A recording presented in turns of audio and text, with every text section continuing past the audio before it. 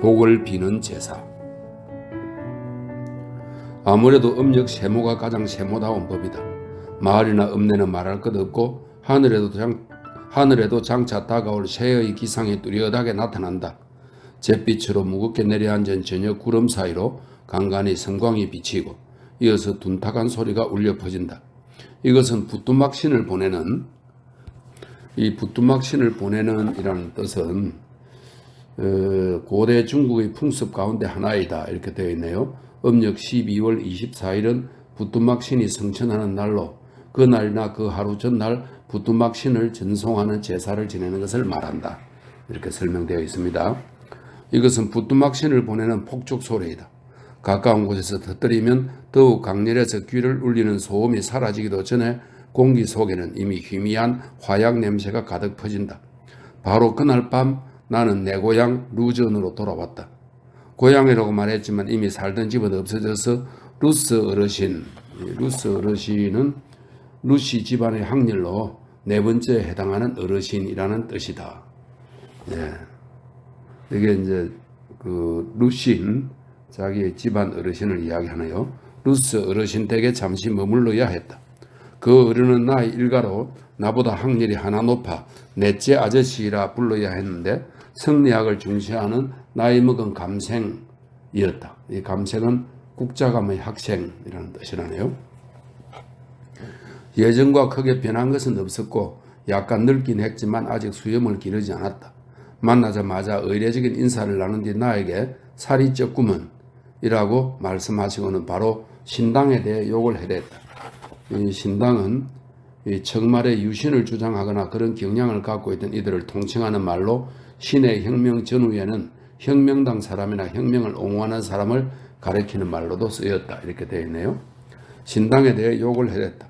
하지만 그가 욕하는 대상이 강유웨이였기 때문에 나는 이게 나를 빗대어 욕을 하는 게 아니라는 것을 알고 있었다. 그래도 오가는 이야기가 서로 통하지 않았기에 얼마 안 되어 서재에는 나 혼자만 남아있었다. 다음 날 나는 아주 늦게 일어났다. 점심을 먹은 뒤 몇몇 친척과 친구를 찾아 나섰다. 그들 역시 그리 크게 변한 것은 없었고 약간 늙었을 따름이었다. 집에는 하나같이 복을 비는 제사 준비로 바빴다. 이 복을 비는 제사는 예전에 강남 일대에서 행해졌던 섣달 금음날의 풍속이라고 하네요. 집들은 하나같이 복을 비는 제사 준비로 바빴다. 이것은 세모의 루전에서 치르는 큰 의식으로 예를 다해 복신을 맞이하고 다가오는 해의 행운을 기원하는 것이다. 닭과 거위를 잡고 돼지고기를 사서 정성껏 세심하게 씻느라 아낙네들의 팔뚝은 물에 불어 벌겋게 되었다. 그 중에는 가늘게 꼬아 만든 은팔찌를 찬 이도 있었다. 푹 삶은 뒤에는 여기저기 젓가락을 꽂아 넣는데 이것을 복례라 불렀다. 새벽 4시쯤부터 이것들을 상에 차려 놓은 뒤 향을 피우고 촛불을 밝혀 공손하게 복신들이 드시도록 한다.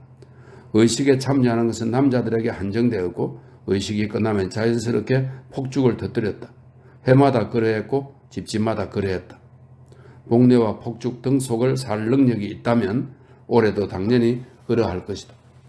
하늘이 더 어두워지더니 결국 오후에는 눈이 내리기 시작했다. 눈꽃은 매화만큼이나 커서 하늘 가득 흩날리고 자욱한 연기와 어수선한 분위기까지 어우러져 루전을 한바탕 아수라장으로 만들어버렸다. 내가 넷째 아저씨의 서재로 돌아왔을 때는 이미 지붕 위가 눈으로 하얗게 덮였고 방 안까지 훤하게 비추어 벽 위에 걸려있는 붉은색으로 타고난 커다란 목숨 숫자네요. 숫자가 뚜렷하게 드러났는데 5대째 사람인 천토안이 쓴 것이었다. 대련의 한쪽은 이미 떨어져 나가 긴 탁자 위에 느슨하게 둘둘 말린 채 놓여 있고 나머지 한쪽은 아직 불어 있는데 사리가 통달하면 마음이 화평하다라고 쓰여 있었다. 나는 무료해져서 창 아래 책상 위에 놓인 책들을 뒤적였는데 완질이 아닌 강희자전과 근사록 집주 한 권, 사서친 한 권이 눈에 들어왔다. 무엇가 됐든 나는 내일 여기를 떠날 요량이었다. 더구나 어제 마주쳤던 샹린 댁을 떠올리자 편히 있을 수 없었다. 그것은 어제 오후의 일이었다. 나는 마을 동쪽에 있는 친구를 만나고 돌아오는 길에 냇가에서 그녀를 우연히 만났다. 커다랗게 부럽던 그녀의 시선을 보아하니 나를 향해 오고 있는 게 분명했다. 내가 이번에 루전에서 만난 사람들 가운데 그녀만큼 크게 변한 사람은 없었다. 5년 전의 희끗희끗하던 머리카락은 이제 완전히 새하얘져 전혀 40살 전후의 사람으로 보이지 않았다. 야위고 누렇게 뜬 나머지 검게 변해버린 얼굴에서는 이전에 드러났던 비애스러움마저 사라져버려 마치 나무토막 같았다. 가끔 움직이는 눈동자만이 그녀가 살아있음을 말해주었다. 그녀는 한 손에 대바구니를 들고 있었는데 안에는 깨진 그릇 하나만 담겨있을 뿐 비어있었다. 다른 한 손에는 자기 키보다 큰 대나무 막대를 쥐고 있었는데 아래쪽은 쪼개져 있었다. 그녀는 완연한 거지 행색이었다. 나는 멈춰서서 그녀가 국을 하러 오기를 기다렸다. 돌아오셨군요. 그녀가 먼저 이렇게 물었다. 네. 마침 잘 됐군요. 당신은 글도 알고 바깥 세상도 돌아다녀 봤으니 아는 것도 많겠지요. 내가 마침 한 가지 물어볼 게 있는데. 그녀의 생기 있는 눈동자가 갑자기 빛났다. 나는 그녀가 이런 말을 할 거라는 생각을 못했기에 어리둥절해서 서 있었다. 저기요. 그녀가 두어 걸음 다가가더니 목소리를 낮춰 아주 비밀스러운 듯 절박하게 말했다. 사람이 죽은 뒤에는 도대체 영혼이란 게 있을까요? 나는 모골이 송연해졌다. 그녀의 눈이 나를 뚫어지게 쳐다보자 등에 가시가 찔린 듯 했다. 학교에서 예고도 없이 임시 시험을 치는데 선생님이 굳이 내 옆에 있을 때보다 더 당황스러웠다. 이제껏 나는 영혼이 있는지 없는지에 대해서 생각해 본 적이 없었다. 하지만 이 순간 그녀에게 뭐라고 대답해야 좋을까? 나는 아주 짧은 순간 주저하는 가운데 생각했다. 이곳 사람들은 을의 귀신을 믿는다. 하지만 그녀는 오히려 의심을 하고 있다. 그렇지 않으면 무언가 바라는 것일까? 있기를 바라는 걸까? 없기를 바라는 걸까? 인생의 말로에 접어든 사람에게 괴로움을 더해줄 필요는 없겠지. 차라리 그녀를 위해서 있다고 말하는 게 낫겠다. 그래서 나는 어물어물 대답했다. 아마 있을 겁니다. 내 생각에는. 그러면 지옥도 있을까요? 아, 지옥? 나는 흠칫 놀라 되는 대로 내뱉었다. 지옥? 이치로 본다면 응당 있어야겠죠. 하지만 그렇다고 꼭 있다고 할 수는 누가 그런 일을 상관이라도 할런지. 그러면 이미 죽은 집안 사람도 만날 수 있을까요? 그때 나는 내 자신 역시 완전한 무지한 인간임을 깨달았다. 무엇을 주저하고 무엇을 대처한들 이 세 가지 무릎을 당해낼 수 없었다. 나는 갑자기 겁이 나서 앞서 한 말들을 모두 번복하고 싶었다. 그건 사실 나로서는 확실하게 말할 수 없어요. 정말 영혼이 있는지 없는지 나도 잘 모르겠어요. 나는 그녀가 다시 이어서 질문하지 않는 틈을 타 성큼성큼 발걸음을 옮겨 황급히 넷째 아저씨 댁으로 돌아갔다. 마음이 몹시 편치 않았다. 나의 대답이 그녀에게 조금이라도 위험 요소가 되는 건 아닌지 걱정이 되었다. 아마도 그녀는 다른 사람들이 복을 비는 제사를 드리는 동안 적막함을 느꼈던 거겠지. 그런데 무슨 다른 뜻이 있었던 건 아니었을까? 그렇지 않으면 무슨 어떤 예감이라도. 만약 다른 뜻이 있었다면 또 그로 인해 무슨 일이라도 일어난다면 나는 대답에 일말의 책임을 져야 할 것이다. 하지만 곧 웃고 말했다. 우연히 일어난 일에 너무 깊은 의미가 있을 리 없다고 느꼈기 때문이었다. 그리고 이렇게 세세하게 되짚어 보기 때문에 사람들이 교육자들에게는 일종의 노이로제가 있다고 말하는 것도 무리가 아닌 것이다. 하물며 확실하게 말할 수 없다라고 분명히 말한 것으로 이미 내가 대답한 것을 모두 뒤집어 버렸으니 설사 무슨 일이 일어나더라도 나하고는 아무런 관계도 없는 것이다. 확실하게 말할 수 없다는 것은 아주 유용한 말이다. 세상 경험이 적은 용감한 소년은 가끔 다른 사람들에게 감히 의문을 풀어주고 의사를 골라주기도 한다. 만일 결과가 좋지 못하면 거꾸로 원망을 사기도 한다. 하지만 확실하게 말할 수 없다는 한마디로 매듭짓고 나면 모든 일이 그렇길 게 없게 된다. 나는 그때 이 말의 필요성을 더더욱 느꼈다. 설사 거렁뱅이 여자에게 한 말이었다 하더라도 절대 없어서는 안 될 것이었다. 그런데 나는 내내 불안했다. 그날 밤이 지나고 나서도 마치 무언가 불길한 예감처럼 여전히 시시때때로 기억이 났다. 눈 내리는 어물한 날씨에 무료하게 서재에 있노라니 그 불안감은 더욱 강렬해졌다. 차라리 떠나는 게 낫겠다. 내일 성안으로 가자. 복흥루의 상어 지느러미 요리는 한 접시에 1원으로 가격도 싸고 맛도 있었는데 지금은 가격이 올랐을까? 예전에 같이 놀러 다니는 친구들은 이미 구름처럼 흩어져 버렸지만 상어 지느러미는 맛보지 않을 수 없다. 설사 나 혼자만이라도. 어찌됐든 내일 떠나기로 했다. 나는 이렇게 됐으면 하고 원하는 것이 생각한 대로 이루어지지 않는 경우를 늘상 보아왔다. 생각한 대로 이루어지지 않았으면 하는 일이 매번 생각한 대로 일어나곤 했던 것이다. 이번 일도 마찬가지일 것 같아 두려웠다. 과연 뜻밖의 일이 일어났다. 저녁에 사람들이 내실에 모여 무슨 일인가를 의논하는 소리가 들려왔다. 얼마 되지 않아 이야기 소리가 그쳤고 넷째 아저씨가 방에서 나오며 큰 소리로 말했다. 하필이면 이렇게 때를 딱 맞춰서 이것만 봐도 정말 못된 종자야. 나는 처음에는 의아했다. 그러고는 아주 불안했다. 그 말은 나와 관계가 있는 듯 했다. 얼핏 밖을 내다보았으나 아무도 없었다. 저녁을 먹기 전 집안의 나쁜 파리꾼이 차를 가져왔을 때야 겨우 소식을 들을 수 있었다. 조금 전에 넷째 아저씨가 누구에게 화를 낸 거지? 내가 물었다. 샹린댁이 아니면 누구겠소? 날픈 파리꾼이 잘라 말했다. 샹린댁이? 어쩌다? 나는 다급히 물었다. 죽었다고. 죽었다고? 나는 갑자기 심장이 오그라들었다가 벌떡거리는 듯 했고 얼굴빛도 변했다. 하지만 그는 시종일관 고개를 들지 않아 전혀 눈치채지 못했다. 나는 스스로를 진정시키고 물었다. 언제 죽었나? 언제냐고? 어젯밤 아니 오늘일 거요. 나도 확실히 모르겠어. 어떻게 죽었는지? 어떻게 죽었냐고? 굶어 죽지 않았겠소? 그는 담담하게 대답했다. 여전히 고개를 들어 나를 바라보지 않고 나가버렸다. 하지만 내가 놀란 것도 잠시뿐이었다. 곧바로 올 것이 왔다가 이내 지나가 버렸다는 생각이 들었다. 굳이 내가 했던 확실하게 말할 수 없다는 말과 날품파리꾼의 굶어 죽었다는 말로 위로받을 필요도 없이 마음은 이내 가벼워졌다. 그러나 우연찮은 순간에 일말의 가책이 들기도 했다. 저녁밥이 차려지고 넷째 아저씨와 엄숙하게 동석했다. 나는 샹린댁에 관한 소식을 묻고 싶었다.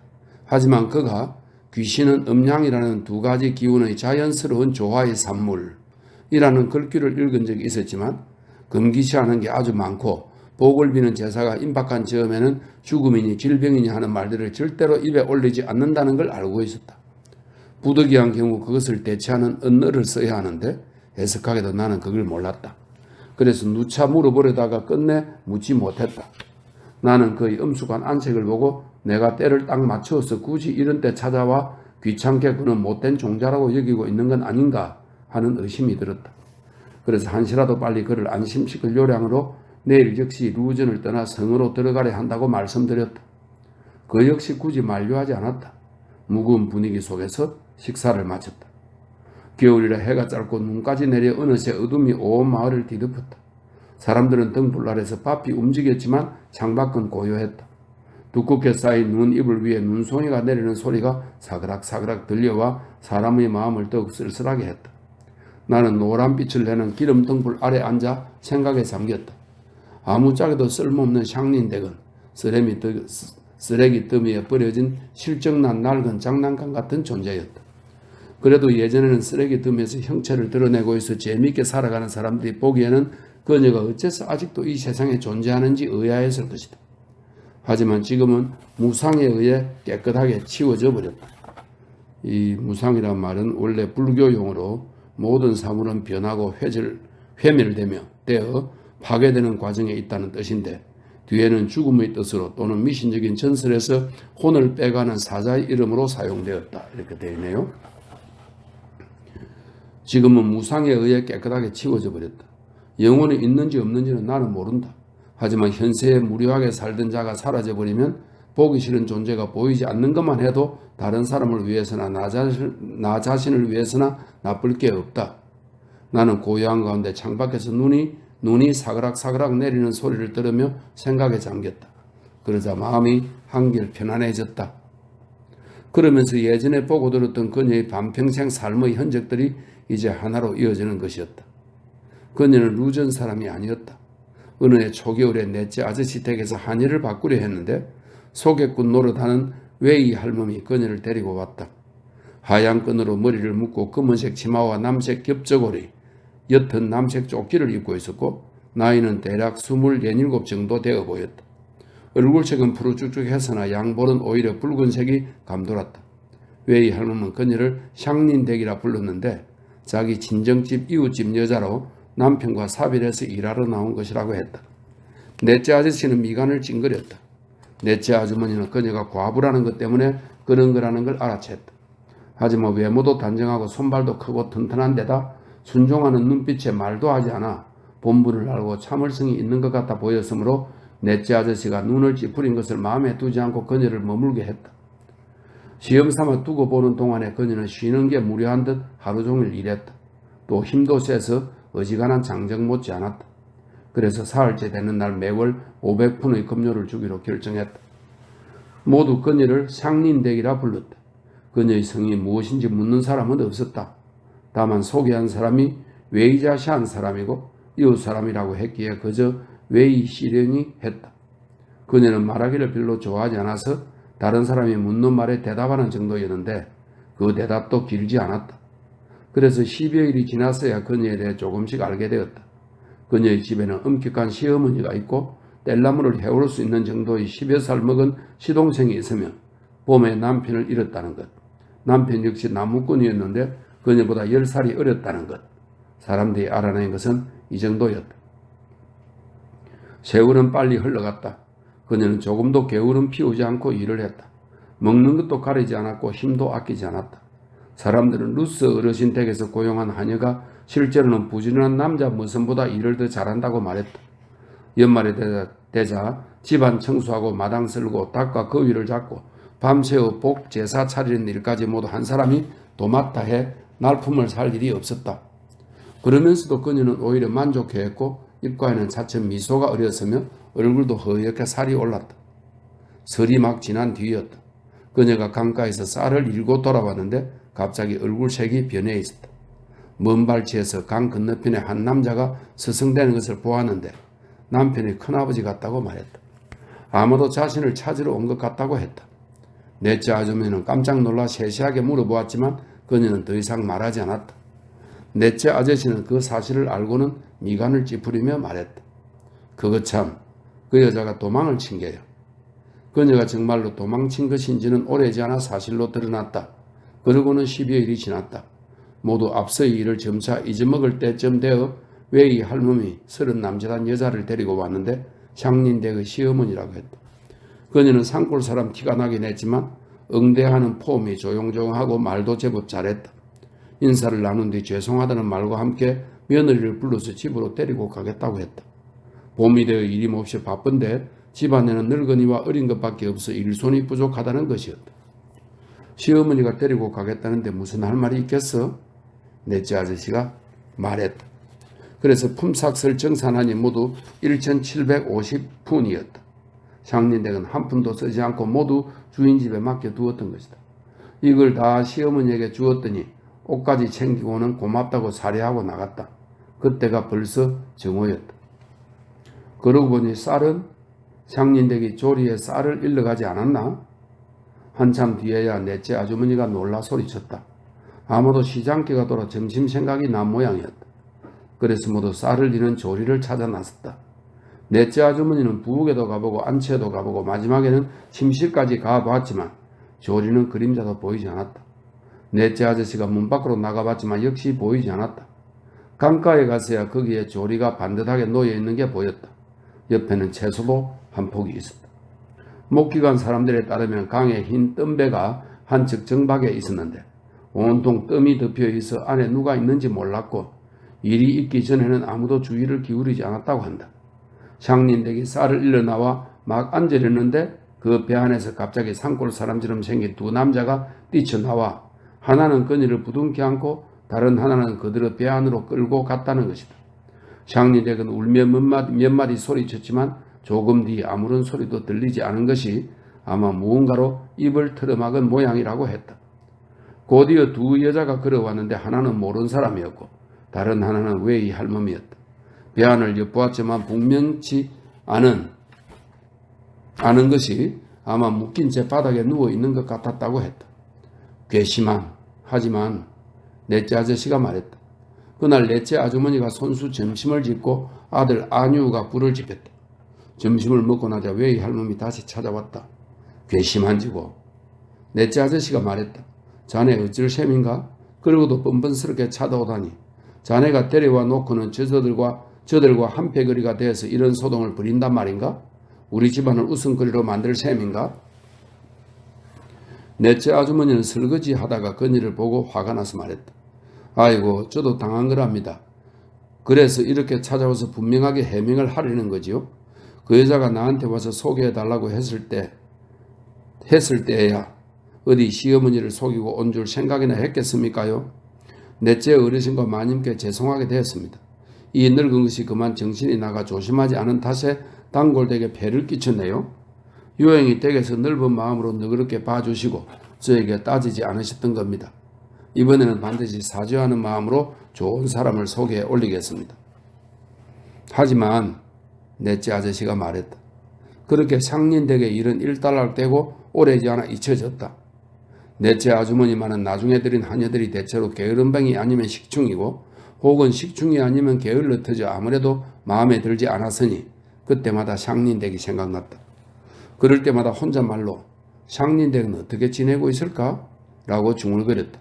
그녀가 다시 와주었으면 하고 바라는 게 분명했다. 하지만 다음에 설이 되자 그녀도 그런 생각을 접었다. 설이 거의 지나갈 무렵 웨이 할멈이 새해 인사를 하러 왔는데 이미 얼큰하게 취해 있었다. 웨이자 시안의 친정에 갔다가 며칠 묵고 돌아오느라 인사가 늦었다고 했다. 이야기가 오가는 중에 자연스럽게 샹린댁에 대한 이 말이 나왔다. 그 여자 말입지요. 웨이 할멈이 신이 나서 말했다. 지금은 잘 지내고 있답니다. 시어머니가 끌고 갔을 때 이미 허시 마을의 허라오리오에게 시집 보내기로 약조가 되어 있었다더군요. 그래서 집에 돌아가고 며칠 되지 않아 꽃가마에 태워 보내줬지요. 세상에 그런 시어머니를 보았나? 넷째 아주머니가 놀라 말했다. 아니에요 마님. 이거야말로 대같이 마나님이나 하실 말씀이지요. 우리같이 산골에 사는 무지렁이들이 무슨 타산이 있겠습니까요? 장가 보낼 어린 시동생도 있는데 그 여자를 시집 보내지 않으면 어디서 돈을 마련하고 혼란을 치르나요? 시어머니가 머리 회전이 빠르고 억척스러워서 아주 타산이 있거든요. 그래서 그 여자를 두매산골로 시집 보내버렸습니다요. 같은 마을에 시집 보내면 예단을 얼마 못 받지만 깊은 산속 두매산골에는 시집 가려는 여자들이 적기 때문에 80관이나 받았답니다. 이제는 둘째 아들 며느리도 보았는데 예단비로 50관만 썼답니다. 그러니 잔치 비용을 제하고도 10여 관이 남은 셈이죠. 보세요. 그러니 얼마나 타산을 잘합니까? 샹린댁이 고분고분 하던가? 고분고분 하고 말고 할 게 뭐 있습니까요? 누구라도 한바탕 소란을 피우는 법이죠. 새끼줄로 묶어 꽃가마에 쳐넣고 남자 집에 보내서 화관 씌우고 서로 맞절 시킨 다음 방문을 잠가버리면 끝인 게지요. 그런데 샹린댁은 정말 보통이 아니었던 모양이에요. 듣자니 그때 어찌나 심하게 소란을 피웠는지 모두 글공부깨나 한 집안에서 일을 해서인지 남다른 데가 있다고들 말했다는군요. 마님, 우리도 많이 보아봤었지요. 개가를 하면서 울부짖는 이도 있고 중내 사내하는 이도 있고 남자 집안에 도착해서도 소란을 피우느라 천지신명에게 예를 못 드리는 이도 있고 화촉을 때려 부수는 이도 있습니다요. 그런데 상린댁은 여러 여인네들하고는 달랐답니다.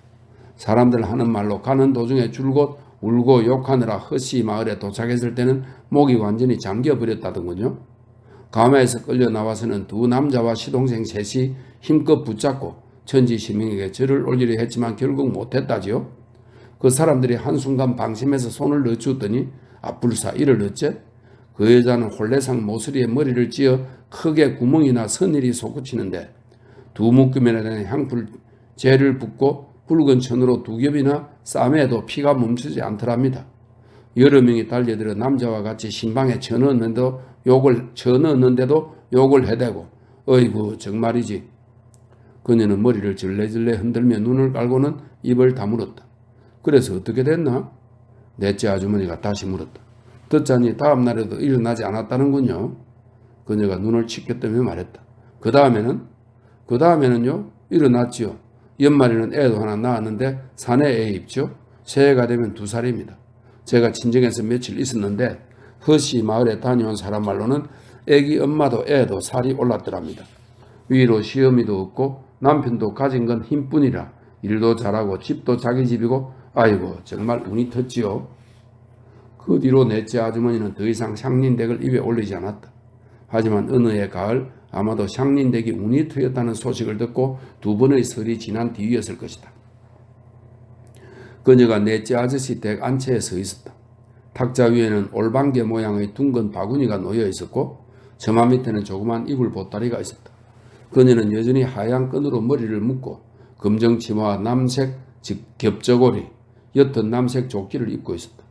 얼굴은 푸른빛이 감도는 누런빛을 띄었는데 양볼은 이미 핏기가 가셨고 축 처진 눈가에는 눈물 자국이 보였다.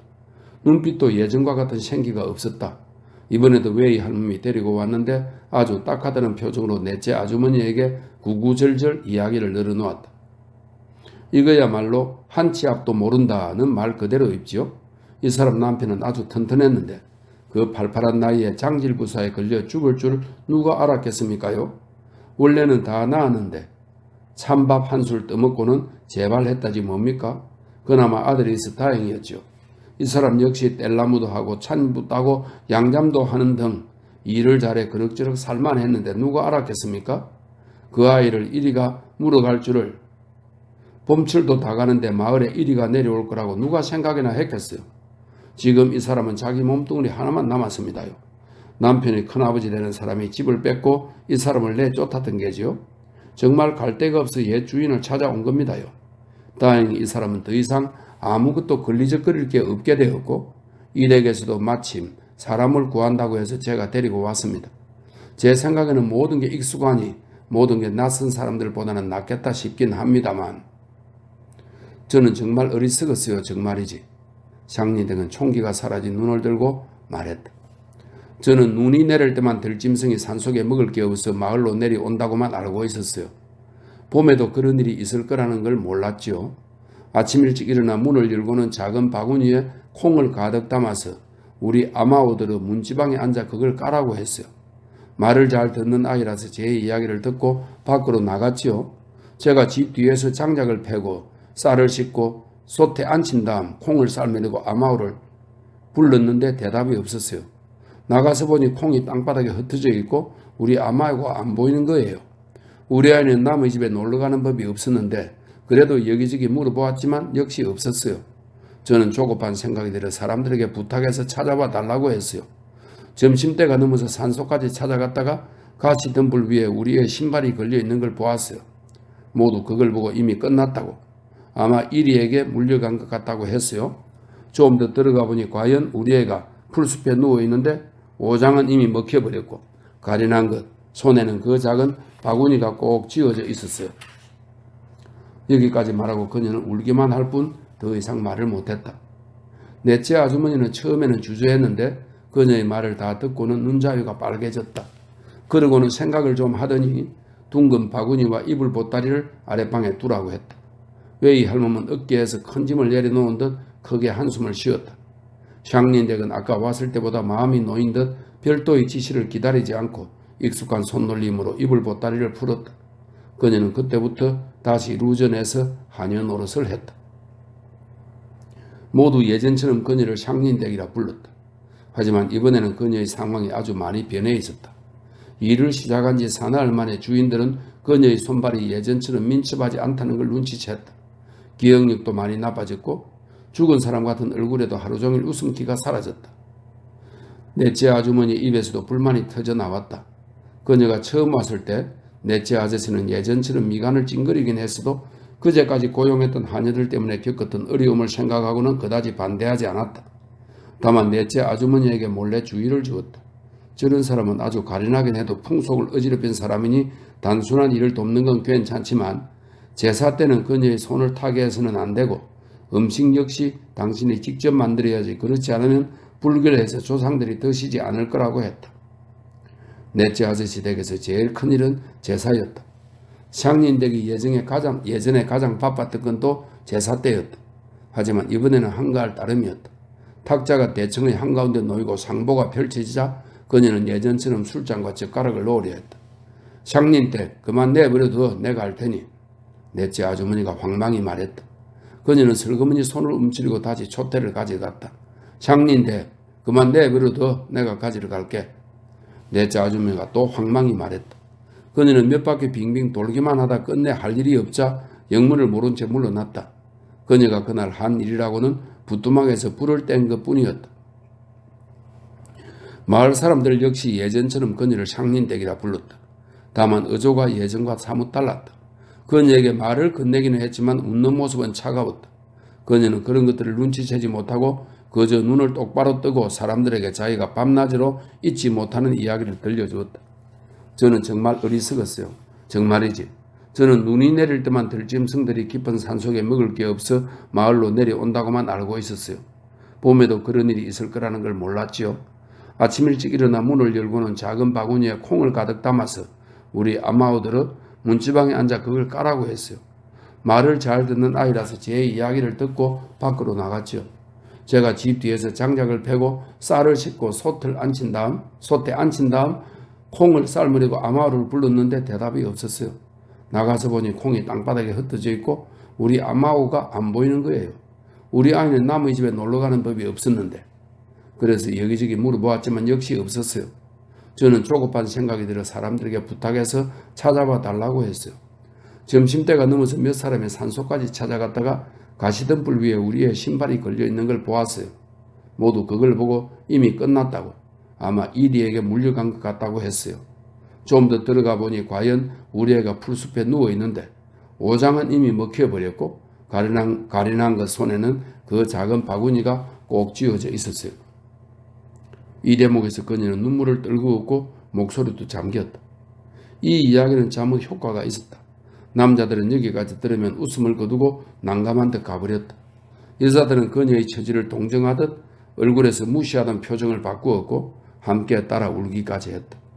길거리에서 그녀의 이야기를 듣지 못한 할멈 몇몇은 일부러 찾아가서 그녀의 비참한 이야기를 들으려고 했다. 그녀가 말하다 오열하는 대목에 이르면 그녀들도 눈가에 맺혀있던 눈물을 흘리고 한숨을 내쉰 뒤 소감을 말하고는 만족해서 돌아갔다.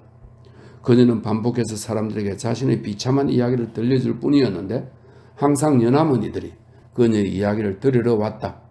하지만 오래지 않아 모든 이들이 귀에 못이 박히도록 듣게 되어 자비심 많고 늘상 연부를 외우는 늙은 할멈들 눈에서조차 더 이상 눈물 자국을 볼 수 없게 되었다. 나중에는 온 마을 사람들이 그녀의 이야기를 거의 외우다시피 해서 그 이야기를 들으면 머리가 지끈거릴 정도로 진려했다.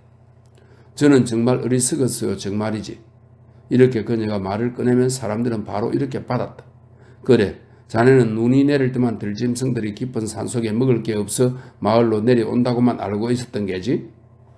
그러고는 바로 그녀의 말을 끊고 가버렸다. 그녀는 입을 해 벌리고 서서 그들을 바라보다가 자기도 멋쩍다고 느낀 듯 역시 가던 길을 갔다. 하지만 그녀는 여전히 흩은 생각을 갖고 있어서 다른 일들, 이를테면 작은 바구니나 콩, 다른 사람들의 아이에서 아마오의 이야기를 이끌어내려 했다. 2~3살 먹은 어린아이를 보면 이렇게 말했다. 아이고, 우리 아마오가 아직 살아있으면 이만큼 컸을 텐데. 아이는 그녀의 눈빛을 보고 겁을 먹고 엄마의 옷자락을 끌고 갈 길을 재촉하게 마련이다. 그러면 다시 그녀 혼자 남겨져서는 끝내 멋쩍은 듯 가버렸다. 나중에는 모든 이들이 그녀의 버릇을 알아채고는 아이가 눈앞에 있으면 웃는 듯 마는 듯한 표정으로 먼저 그녀에게 물어봤다. 샹린데, 자네 아마오가 아직 살아있으면 이만큼 크지 않았을까? 그녀는 자신의 슬픔이 여러 날 많은 사람들의 입에 오르내리며 이미 누더기가 되어 사람들에게 혐오와 업신여김을 받고 있다는 사실을 아직 몰랐다. 다만 사람들의 웃음 속에서 어쩐지 차갑고 또 날카로운 느낌을 받아 더 이상 입을 열 필요가 없다는 것을 깨달은 듯 했다. 그녀는 그들을 힐끗 쳐다보았을 뿐 다시는 대꾸하지 않았다. 루전에서는 설을 지내려면 섣달 20날부터 바빠지기 시작한다. 넷째 아저씨 댁에서는 이번에도 여전히 남자 머슴을 고용하지 않으면 안 될 정도로 바빴는데 따로 류씨 어멈을 불러다 일을 거들게 했다. 닭과 거위를 잡아야 했건만 류씨 어멈은 불교 신자로 채식을 하고 살생을 하지 않는 사람이어서 그릇만 씻으려 했다. 샹린댁은 불을 지피는 일 외에는 달리 할 일이 없어 할 일 없이 앉아 류씨 어멈이 그릇 씻는 것을 바라보았다. 밖에는 쌀에기 눈이 내리고 있었다. 아, 나는 정말 어리석었어. 샹린댁이 하늘을 보고 한숨을 쉬면서 혼자 말처럼 말했다. 자네 또 시작인가? 류씨 어멈이 짜증스럽다는 듯 그녀의 얼굴을 보면서 말했다. 네, 자네에게 물어보고 싶은 게 있는데 그 이마의 흉터는 그때 부딪혀서 생긴 건가? 그녀는 모호하게 대답했다. 또 물어보고 싶은 게 있어. 자네 그때 어쩌다 나중에 허락한 거야? 내가? 자네 말이지. 내 생각에 그건 자네가 원해서 그런 거야. 그렇지 않다면 당신은 그 사람 힘이 얼마나 센지 몰라서 그래. 나는 못 믿겠네. 자네가 그렇게 힘이 센데 그 사람을 못 이긴다고? 자네 나중에는 자기가 들어준 걸 거야. 그러고는 힘이 세서 그랬다고 그 사람한테 미루는 게지. 아이고 그거 참 당신도 한번 당해보라고. 그녀가 웃었다. 류씨 어머니의 주름진 얼굴도 웃느라 호두처럼 쪼그라들었다. 메마르고 작은 눈이 샹린댁의 이마에 꽂히더니 다시 그녀의 눈에 고정되었다. 샹린댁은 어색한 듯 즉시 웃음기를 거두고 눈길을 돌려 눈송이를 바라보았다. 샹린댁, 자네 정말 손해만 본 게야? 류씨 어머니 무슨 비밀이라도 되는 듯 조용히 말했다. 좀 더 힘이 세거나 아예 머리를 부딪혀 죽어버리는 게 나았어. 두 번째 남편과는 두 해도 살아보지 못하고 큰 죄명만 뒤집어 쓰지 않았나? 자네 생각해보게. 장차 저승에 가거든 두 남자 귀신이 서로 싸울 텐데 누구에게 가겠나? 염라도 형도 어쩔 수 없이 자네를 찢어서 두 사람에게 나누어 줄 수밖에. 내 생각에는 그건 정말이지. 그녀의 얼굴에 두려운 빛이 떠올랐다. 그런 건 산골 마을에서는 들어보지 못했기 때문이었다. 내 생각에는 자네가 미리 방비를 해두는 게 낫겠어. 자네 토지 묘에 가서 문지방 하나를 기증하게나 그걸 자네 몸 대신 삼아 천 사람이 밟고 만 사람이 타고 넘으면 이성의 죄를 씻고 죽은 뒤의 고통도 면하게 될 거야. 그녀는 당시에는 아무런 대답도 하지 않았다. 하지만 몹시 고민했던지 그 다음날 아침 일어났을 때는 두 눈에 퀭하니 검은 자국이 났다. 아침을 먹은 뒤에는 바로 마을 서쪽에 있는 토지묘에 가서 문지방을 하나 시주하겠다고 했다. 묘주기는 처음엔 허락하지 않았으나 그녀가 다급해하며 눈물을 흘리며 사정하자 마지못해 허락해 주었다. 가격은 대전 12관이었다. 그녀는 이미 오랫동안 사람들과 말을 섞지 않았는데 아마오의 이야기가 진즉에 사람들로부터 버림받았기 때문이었다. 다만 류씨 어머니과 이야기한 뒤에는 그것이 퍼져나간 듯 새롭게 흥미를 느낀 사람들이 많아져 그녀에게 이야기해달라고 졸라댔다. 화제도 당연히 새로운 것으로 바뀌어 그녀의 이마 흉터로 집중되었다. 샹린데 물어볼 게 있는데 자네 그때 어쩌다 응해주었지? 어떤 이는 이렇게 물었다. 아이고 어색하게도 머리를 헛 부딪힌 게야. 다른 이는 그녀의 흉터를 보고 이렇게 맞장구를 쳤다. 그녀는 그들의 웃음소리와 말투에서 자기를 놀린다는 걸 알아챘는지 종래 눈을 부릅뜨고 그들을 바라볼 뿐 한마디도 대꾸하지 않았다. 나중에는 고개도 돌리지 않았다. 그녀는 하루 종일 입술을 굳게 다물고 사람들이 치욕의 표시라 여기는 그 흉터를 머리에 드러낸 채 묵묵히 거리를 돌아다니고 마당을 쓸고 채소와 쌀을 씻었다. 어느덧 1년이 지났다. 그녀는 그제야 넷째 아주머니에게서 그동안 모아두었던 급료를 받았다. 그것을 멕시코 은하 12위안으로 바꾸고는 휴가를 얻어 마을 서쪽으로 갔다. 그러고는 한나절이 안 되어 돌아왔는데 기분도 좋아지고 눈에도 생기가 돌았다. 흔쾌한 마음으로 넷째 아주머니에게 자기가 지금 토지 묘에 문지방을 기증하고 왔노라 말했다. 동지 제사 때가 되자 그녀는 더욱 힘을 냈다. 넷째 아주머니가 재물을 차리고 아니와 함께 탁자를 대청 가운데로 옮기는 것을 보고 그녀는 무심코 술잔과 젓가락을 집어들었다. 그만 내버려두어 상린댁. 넷째 아주머니가 황급히 큰 소리로 외쳤다. 그녀는 마치 뜨거운 것이라도 만진 듯 손을 움츠렸다. 동시에 안색도 잿빛이 되어 다시 촛대를 집으러 가지도 않고 얼빠진 사람처럼 우두커니 서 있었다. 넷째 아저씨가 향을 피울 때 저리 비키라고 했어야 그 자리를 떠났다. 이번에는 그녀에게 변화가 일어났다. 다음날 그녀의 눈은 움푹 들어갔을 뿐 아니라 정신도 온전치 않았다. 게다가 겁도 많아져서 캄캄한 밤을 두려워했고 검은 그림자도 두려워했으며 사람을 보면 자기 주인이더라도 벌벌 떠는 폼이 마치 백주에 굴에서 나와 돌아다니는 생쥐꼴이었다. 그렇지 않으면 멍하니 앉아있는 게 마치 나무 인형 같았다. 반년도 못 되어 머리카락이 하얗게 새기 시작하더니 기억력도 더 나빠져 어떤 데는 심지어 쌀을 일러가는 것도 잊을 정도였다. 샹린댁이 어쩌다 이 지경이 됐지? 차라리 그때 두지 말걸? 그랬어. 넷째 아주머니는 가끔씩 마주할 때마다 그녀에게 경고하듯 이렇게 말했다. 그러나 그녀는 항상 그 모양이었고 정상으로 돌아올 가망이 없어 보였다. 그래서 그녀를 웨이 할멈에게 돌려보내려고 했다. 하지만 내가 아직 루전에 있을 때는 말로만 그랬을 뿐이었는데 지금의 상황을 보아하니 결국 나중에야 실행에 옮겼다는 걸 알 수 있었다. 하지만 그녀가 넷째 아저씨 댁에서 나간 뒤 바로 거지가 되었는지 그렇지 않으면 먼저 웨이 할멈에게 돌아갔다가 거지가 되었는지는 나도 모르겠다. 근처에서 폭죽 소리가 요란하게 울려 퍼졌다. 그 소리에 놀라 깨어나니 콩알 만한 노란 등불이 보였고 잇따라 빠지직 하며 채찍처럼 길게 늘어뜨린 폭죽 소리가 들려왔다. 넷째 아저씨 댁에서는 막 복을 비는 제사를 올리고 있었다. 그것으로 벌써 새벽 4시가 가까웠다는 것을 알게 되었다. 몽롱한 가운데 멀리서 끊임없이 이어지는 폭죽 소리가 아련하게 들려왔고 온 하늘에 가득한 음향이 짙은 구름과 합쳐지는 가운데 무리지어 흩날리는 눈송이가 그 사이에 어우러져 루전 전체를 감싸안은 듯 했다. 이 번잡한 소리에 감사인 채 나 역시 나른하고 쾌적해졌다. 대낮부터 초저녁까지 이어진 의욕과 근심은 모두 복을 비는 제사의 공기 속에 씻기듯 사라졌다. 다만 천지간의 무신령들이 그들에게 바치던 희생물과 향불 연기에 근하하게 취해 후궁에서 비틀거리며 루전 사람들에게 무한한 행복을 약속해 주는 듯 했다. 1924년 2월 7일